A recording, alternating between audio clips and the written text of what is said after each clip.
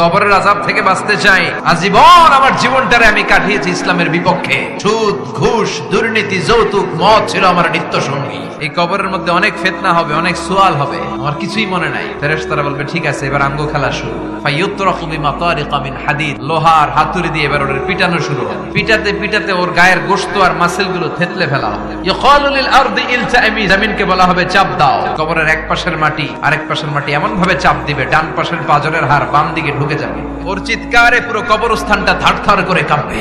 কিয়ামত পর্যন্ত এই দুর্বিষহ জীবন সময় তার কাটতেই থাকবে। ওরে বাঁচানোর তখন কেউ থাকবে না। ওর ক্ষমতা, ওর দাপট, ওর হুঙ্কার, ওর অহংকার ওরে বাঁচাতে পারবে না। চিল্লায় বলেন ঠিক কিনা? কোরআন যদি আপনার বিপক্ষে আল্লাহর কাছে নালিশ করে, আপনার বাঁচার কোনো উপায় আছে? আপনার পীর সাহেব আপনারে বাঁচাইতে পারবে, চাইলে আপনার দলের নেতা কেউ বাঁচাইতে পারবে আপনারে? কোরআন যেমনি আপনার বিরুদ্ধে দাঁড়ালে আপনারে বাঁচাতে পারবে না, কোরআন তেমনি আপনার পক্ষে দাঁড়ালে আল্লাহ আপনারে ফেলে দিতে পারবে। আল্লাহ কবরের এই আযাব থেকে তুমি আমাদেরকে বাঁচাও।